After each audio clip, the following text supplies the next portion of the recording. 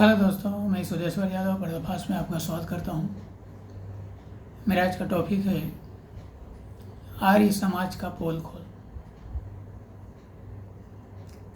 मैं भी एक आर्य समाजी हूँ, वैदिक धर्म का एक्सेप्ट करने वाला हूँ, समर्थन करता हूँ। मैं गुरुकुल में वैदिक धर्म का स्टडी भी कर चुका हूँ। और जब मैंने आर्य समाज का ज्वाइन किया था तो मुझे लगा था कि दुनिया का सबसे जो रियलिटी धर्म है, प्राचीन धर्म है, वैदिक धर्म ही है, इसलिए मैं सही जगह पर हूँ। वो है भी, लेकिन इनमें भी कुछ ऐसी बातें हवाई है जिसको हम एक्सेप्ट नहीं कर सकते। पहले भी मैंने वीडियो बना चुका हूँ वेदों के आधार पर, जो मैं कुछ को डिलीट भी कर दिया हूँ, जो विज्ञान के आधार पर मैचिंग नहीं करता है। पहले जो वीडियो मैं बनाता था और ऋषियों का, धर्म गुरुओं को सिद्धांत के आधार पर, धार्मिकता के आधार पर बनाता था, लेकिन मैं अब वैज्ञानिकों के सिद्धांत पर बनाता हूँ, विज्ञान के आधार पर मान कर बनाता हूँ, और कुछ आध्यात्मिकता का भी समावेश करता हूँ, लेकिन ज़्यादा फोकस मेरा विज्ञान ही होता है, क्योंकि आज का जो रियलिटी है वो विज्ञानी है।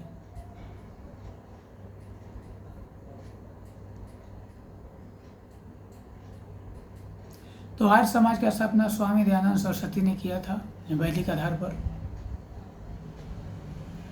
और इससे बहुत लोग जुड़े हुए हैं। तो आर्य समाज का थोड़ा सा मैं परिचय देना चाहता हूँ, हर लोग का मालूम नहीं है।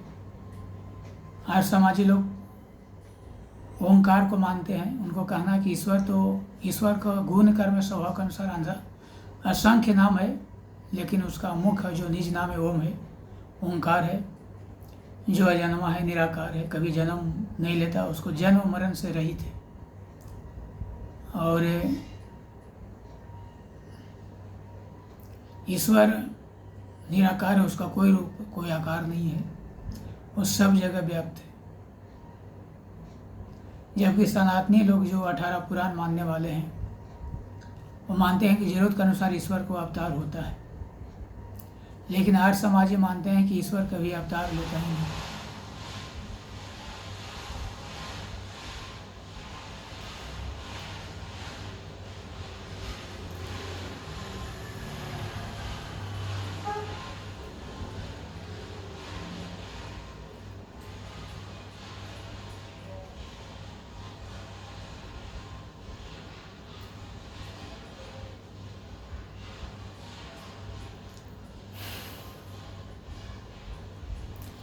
आज समाजी लोग अवतारवाद को खंडन करते हैं। आज समाजी लोग 4 वेद, 4 उपवेद, ब्राह्मण ग्रंथ, ऋषियों के 6 दर्शन, 11 उपनिषद को मानते हैं। उपनिषद 100 से ज़्यादा है, लेकिन ये सब 11 का केवल मान्यता देते हैं। आज समाजी लोग मूर्ति पूजा नहीं करते, क्योंकि ऋषि दयानंद ने कहा था कि संसार में जो है पाखंड जो बढ़ा है, उसका मेन जड़ मूर्ति पूजा है। उनको कहना है कि ये जो ईश्वर के नाम पर मूर्ति पूजा की, मूर्ति जो बनाते हैं वो निर्जीव है। उस पर प्रसादी चढ़ाना, जल चढ़ाना, अगरबत्ती दिखाना, ये पाखंड के सिवा कुछ नहीं है भी यही। एक तरह से बच्चों का खेल है। लोग श्रद्धा के विषय मानते हैं। हर समाजियों का कहना है कि राम कृष्ण शंकर की पूजा हम ऐसे नहीं कर सकते। उनका उपदेशों का ग्रहण करना, उनका नीति जो उनका सिद्धांत है, उनको मानना ही उनका पूजा है। आप उनको सिद्धांत को मानते नहीं हैं, लेकिन अब मंदिर में चढ़ावा चढ़ाने इससे क्या फायदा हुआ?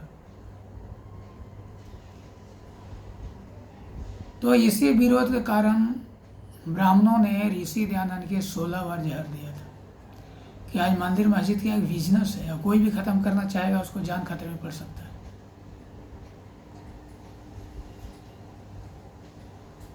आज लोग सच्चाई नहीं देखते हैं, आज देखते हैं अपना पेट किससे चल रहा है, उनका रोजी रोटी कैसे मिल रहा है, बस।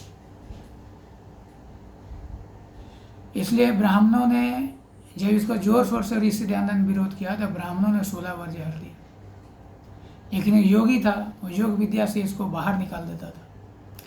17वां बार एक वेश्या ने दूध में शीशा गुड़ करके डाल के दिया, जिससे उसका अंदर का नस सब कट गया और दयानंद का मृत्यु हो गई। लेकिन आर्य समाजी ऋषि दयानंद को बलिदान को नहीं समझ रहा है। आर्य समाजी का ईश्वर बदला हुआ है। उनको कहना है कि राम और कृष्ण का मंदिर बनना चाहिए, भले हम पूजा पाठ करें या ना करें। क्योंकि यह धर्मवाद की लड़ाई है, यह हिंदुत्व की लड़ाई है। उनको कहता है कि कहना है कि धर्मवाद की लड़ाई में हमको एक होना चाहिए। जैसे अंग्रेजों से लड़ने के लिए हिंदू मुस्लिम सिख ईसाई सब एक हो गए थे, उसी प्रकार से यह धर्मवाद की लड़ाई है।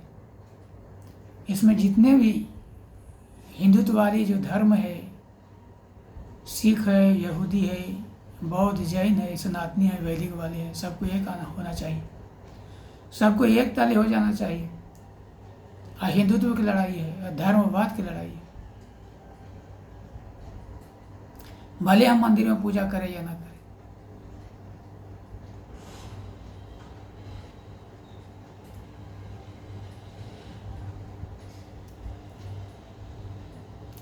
मैं एक घटना आपको बताता हूँ। जब मैं गुरुकुल में पढ़ रहा था बंगाल में, तो वार्षिक उत्सव हो रहा था, उसमें मुझे प्रवचन के लिए बुलाया गया। तो मैंने एक चीज़ का जोरदार जो खंडन कर दिया था, जिससे बहुत लोग को बुरा भी लगा था, बहुत लोग खुश भी हुए थे। क्योंकि मैं देखता था कि जो माताएं बहनें हैं, वो सवेरे उठकर कोई कृष्ण के मंदिर में, कोई शंकर के मंदिर में, कोई राम या कोई देवियों के मंदिर में जाती थी, और बाद में आर्य समाज के मंदिर में भी आती थी, और पुरुष भी ऐसा करते थे। इसलिए मैं प्रवचन में बोला कि आने वाला जो आर्य समाजी है दोगला पैदा होगा, आने वाली पीढ़ियों के लिए डेंजर होगा। आज के जो आर्य समाजी है वो 2 नाव पर सवार है, 2 कश्ती पर सवार है, वो 2 नाव पर सवारी कर रहे हैं, न उधर के न इधर के। इसे सिद्ध हो रहा है कि अब ऋषियों के बातों पर आपको विश्वास नहीं है। चाहे आप सनातनी बन जाओ या फिर आर्य समाजी बनो, 2 में से किसी एक को चुनाव करवाओ। बहुत लोग खुश भी होते, बहुत को बुरा लगा था। बुरा उसी को लगा था जो 2 नाव पर सवार कर रहे थे, और वही हालात आज की है। आर्य समाजियों का सुर बदला है कि मंदिर भी होना चाहिए, भले हम मंदिर में पूजा करें या ना करें। तो आर्य समाजी लोग 18 पुराण के नहीं मानते, खंडन करते हैं। उनको कहता है बिल्कुल पाखंड है, 18 पुराण बिल्कुल पाखंड है, इसमें कुछ भी ज्ञान भरा पड़ा नहीं है, बिल्कुल एक कथा कहानियों से भरी पड़ी है, और है भी यही।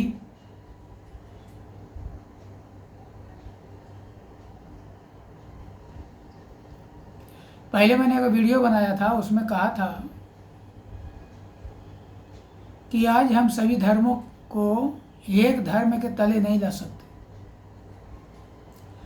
जितने भी धर्म है सबके साथ करोड़ों लोग जुड़े हुए हैं, और सभी अपने धर्म को रियल मानते हैं। इसलिए भले आपको धर्म रियल हो, किसी का रियल नहीं हो, लेकिन हम सभी धर्मों को एक धर्म के तले लाना बिल्कुल असंभव है। शायद कोई चमत्कार हो तो बात अलग है। और आज विज्ञान के युग है, आने वाले पीढ़ी कोई सोचेंगे समझेंगे आगे क्या होने वाला है, जिनको अच्छा लगेगा वो उसको एक्सेप्ट करेंगे। और धर्म मानने का हमारे संविधान में छूट है, कोई किसी भी धर्म को मान सकता है।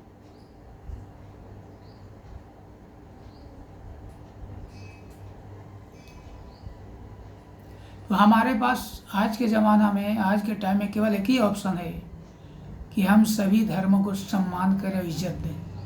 अगर समाज में आप शांति चाहते हैं, मिलजुल कर रहना चाहते हैं, तो हमारे पास यही ऑप्शन है कि हम सब एक दूसरे के धर्मों को इज्जत दे, सम्मान दे, बस।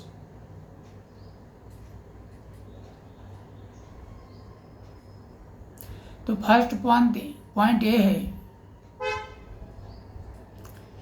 कि आज हर समाजी का थोड़ा सुर बदला हुआ है। पाखंड का खंडन जितना जोर शोर से दयानंद ने किया था, ये मूर्ति पूजा का जो विरोध किया था, शायद ही कोई किया हो, और इसी कारण उनको जान गंवाना पड़ा। और ये आर्य समाजों को याद रखना चाहिए। आज भी खंडन लोग कर रहे हैं, जैसे बौद्ध जैन वाले, बौद्ध वाले सनातनियों का खंडन कर रहे हैं, सनातनी उसका खंडन कर रहे हैं। माने कोई अपने धर्म को छोड़ने को तैयार नहीं, सब अपने को रियल मान रहे हैं। दूसरी चीज़ ये है कि आर्य समाजी एक भ्रम में जी रहे हैं, और भ्रम में ये जी रहे हैं, उनको कहना है कि वेद आज से 2 अरब बरस पहले लिखी गई। शायद सारे वैदिक धर्म वाले ऋषि मुनि सभी यही कहा के गए, लेकिन विज्ञान इसका एक्सेप्ट नहीं करता। आप खुद सोचो, जब मैं बोल रहा हूँ, ये मेरा कोई अपना ओपिनियन नहीं है, मेरा अपना स्टेटमेंट बिल्कुल नहीं है। मैं विज्ञान के आधार पर ये बातों को मैं रख रहा हूँ आपको बस।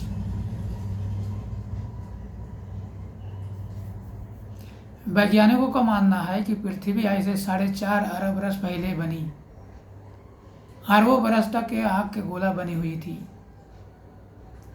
फिर ठंडी होकर बर्फ के गोला में परिणत हो गई। उस समय का वातावरण बिल्कुल जहरीला था। उस समय कोई भी मानव का रहने लायक कोई वातावरण था ही नहीं।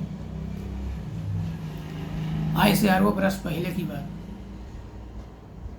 बाद में उस समय जलचर प्राणियों की उत्पत्ति होता था, लेकिन वो मर जाते थे। बाद में ऐसे करोड़ों बरस पहले पूरा पृथ्वी पर डायनासोर का राज था। डायनासोर अपने बच्चों के खा जाते थे, तो मनुष्यों को कहाँ रहने देते? ये सोचने वाली बात है। अब खुद इस पर विचार करो। कोई कह देता है, इस पर मानना नहीं है, उस पर अब तर्कों पर उसको सोचो समझो, विज्ञान के आधार पर उसको तौलो आप। विज्ञान कहता है कि मनुष्य की उत्पत्ति पूर्व पाषाण काल में हुआ, आज से लगभग 20 लाख पहले।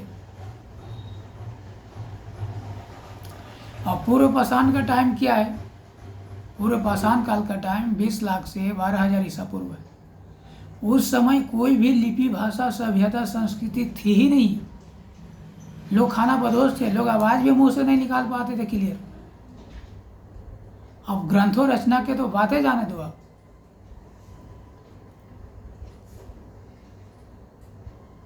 और जितने भी खुदाई हुआ है, जैसे हड़प्पा सभ्यता, सिंधु घाटी सभ्यता, उसमें जो लिपि मिली है, दीवारों में जो नक्काशी किया गया है चित्र के माध्यम से, उसको अभी तक कोई पढ़ा नहीं। और जितने भी खुदाई हुआ, हड़प्पा का ले लो, धौलवीरा हो, कालीबंगा हो, मेहरगढ़ हो, विरडाना हो गया, आपका राखीगढ़ी हो गया, कहीं भी कोई ग्रंथ की रचना नहीं मिला है। जितने भी खुदाई हुआ, कुछ तो मिलना चाहिए, ग्रंथों का, कोई पुस्तकों का कुछ तो उल्लेख मिलना चाहिए, कहीं कुछ नहीं मिला है। केवल चित्रकारिता, दीवार में जो नक्काशी किया गया, थोड़ा लिपियां मिली है बस, जो अभी तक किसी ने पढ़ा नहीं है। तो अब ये आज से 4,500 बरस के पहले की बात है। तो आप कैसे कह सकते हैं कि उस समय वेद की रचना हुई या महाभारत युद्ध हुआ? आज से 10,000 बरस पहले क्या प्रमाण मिलता है ऐसा खुदाई में? कुछ समय सभ्यता थी, बिल्कुल विकसित सभ्यता, लेकिन भाषा का कोई उल्लेख नहीं मिलता है। क्या भाषा? लिपि थी, पढ़ी नहीं गई, लेकिन ग्रंथों का कोई भी रचना हमारे पास उपलब्ध नहीं है। अगर खुदाई में जो लिपि मिली है, मान लिया जाए कि पहले जो रचना हुई है, क्योंकि जितने भी धार्मिक ग्रंथ है, वेद उपवेद जो भी है, महाभारत, रामायण, गीता, वो केवल देवनागरी लिपि में लिखी जा सकती है। तो देवनागरी लिपि का कुछ भी तो प्रमाण मिलना चाहिए खुदाई में, उसका कोई प्रमाण नहीं है। और देवनागरी लिपि का जनक, संस्कृत और व्याकरण का जनक कौन है? पाणिनि है। और पाणिनि का उत्पत्ति आज से 2000 वर्ष पहले बताई गई है। माने ईसा के पहले या पश्चात, यह बीच का है, इसमें मतभेद है।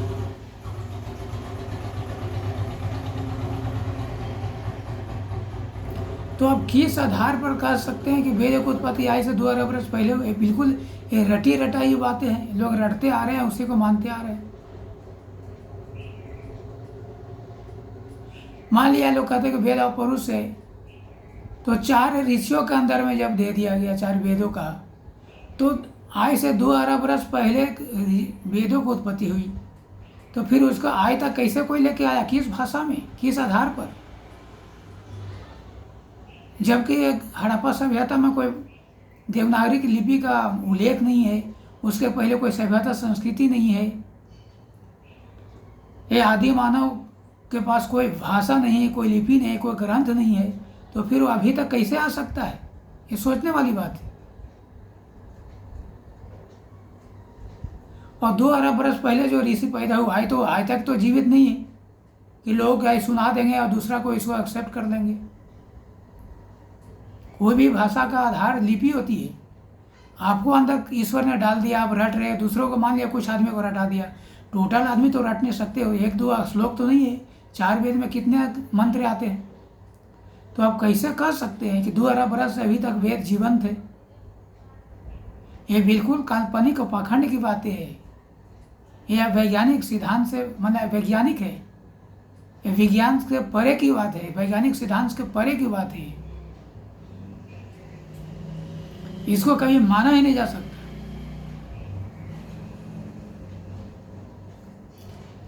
एक बात है, कान खोल को आप समझ लो एक बात को। मैं भी पाणिनि के अष्टाध्याय को पढ़ चुका हूँ। ये पाणिनि जो लिखा है, क्योंकि पाणिनि विज्ञान, आपका व्याकरण संस्कृत का जनक है, और वही समझो देवनागरी का भी जनक है। पाणिनि के जन्म के पश्चात जितने भी धार्मिक ग्रंथ है वो लिखी गई है, ये आप गांठ बांध लो। उसके पहले कोई भी धार्मिक ग्रंथ नहीं था। जितने भी धार्मिक ग्रंथ है सबका आधार देवनागरी लिपि है। इस पर वीडियो मेरा बना चुका है, बनाया हुआ है, उसको आप देख लेना। देवनागरी लिपि के पहले भी लिपि ब्राह्मी लिपि थी, जो नेचुरल लिपि, प्राकृतिक लिपि कहा जाता है, जो नेचुरली है, जिसको लोग धम्म लिपि पाली भाषा कहा गया है, जो बौद्ध काल में था। और उसके पहले भी लोग बता देता है कि वेद, जो वेद काल बताया गया ईसा के 1500 से लेकर 500-600 ईसा पूर्व तक, वो भी मानने योग्य नहीं है। अब किस आधार पर उसको वेद काल कहते हैं? अरे पाणिनि तो अभी पाणिनि का जन्म ईसा के आसपास में हुआ है। कोई कह रहा है ईसा के 600 पहले, कोई कह रहा है ईसा के पश्चात। तो कोई भी प्रमाण सटीक नहीं बैठ रहा है, लेकिन हकीकत यही है कि पाणिनि का जन्म हुआ ईसा के आसपास में हुआ, चाहे उधर और इधर। और पाणिनि के माध्यम से ही व्याकरण और संस्कृत का जन्म हुआ है। और पाणिनि के बाद ही देवनागरी लिपि का आविष्कार हुआ है। और देवनागरी लिपि में ही सारे धार्मिक ग्रंथ है, हिंदी में हो, संस्कृत में हो, लिखी जा सकती है। दूसरी भाषा में संभव नहीं है। दूसरी भाषा आधा अधूरा है। धम्म लिपि आधा अधूरा है। खरोष्ठी लिपि भी वही हालात है। लिपियां बहुत है, शारदा लिपि, कुटिल लिपि, उधर तेलुगु, तमिल, कितना लिपियां हैं, गुप्त लिपि। लेकिन जो धार्मिक, जितने भी धार्मिक ग्रंथ है, उस सबका जो मेन आधार है देवनागरी लिपि है, जो पूर्ण एक संपूर्ण लिपि है। उसी आधार पर और हिंदी भाषा विकसित हुआ है। हिंदी भाषा एक पूर्ण भाषा है, और इसी आधार पर सारे धार्मिक ग्रंथ लिखी गई है। ये आज से 2-2.5 वर्ष की ही बात है, 2-2.5 वर्ष की बात है, इसके पहले बिल्कुल नहीं। इसलिए बिल्कुल हम मान ही नहीं सकते, कपोल कल्पित बातें हैं। ये केवल रटे रटाई बातें हैं कि आज से 2 अरब वर्ष पहले वेदों को लिख दिया गया। अब किस आधार पर कर सकते हैं? उस समय मानव के रहने लायक कोई सभ्यता थी ही नहीं। तो 2 अरब वर्ष से आज तक कौन उसको टांग के उठा के ला रहा है वेदों को? आज से 20 लाख वर्ष पहले जो आदि मानव थे, उस समय भाषा रहित, कोई भाषा नहीं था वहाँ। और 2 अरब 12 बरस की बातें अब जाने दो। तो मैं आर्य समाजियों से, वैदिक धर्म वालों से मैं निवेदन करता हूँ कि आप रटे रटाई बातों के आप जाने दो। आप विज्ञान की युग है, वैज्ञानिक सिद्धांत को आप इसको जांचो परखो, विज्ञान के आधार पर इसको मापो तौलो और जानने का प्रयास करो कि इसमें रियलिटी क्या है। वेद कितना पुराना हो सकता है, कोई भी धार्मिक ग्रंथ कितना पुराना हो सकता है, इसको आप जानने का प्रयास करो। अब रटे रटाई बातें को आप जाने दो, उस पर विश्वास अब मत करो। विश्वास करने लायक बात नहीं है। पहले विज्ञान का युग नहीं था, अब विज्ञान का युग है। विज्ञान का हर चीज़ बिल्कुल रियल मालूम हो रहा है, रियल हो रहा है। उसमें कोई भी इसमें सोचने समझने और संदेह करने की बात नहीं है। विज्ञान जो कर रहा है, जो खोज कर रहा है, जो अन्वेषण करना है, बिल्कुल 100% सटीक है। आज दुनिया में जो कुछ आप देख रहे हो सब विज्ञान का खेल है। इसलिए आप विज्ञान के अपसेट करो। विज्ञान ने कार्बन डेटिंग के माध्यम से सब चीज़ का पता लगा रहा है और बिल्कुल 100% सटीक होता है, सही होता है।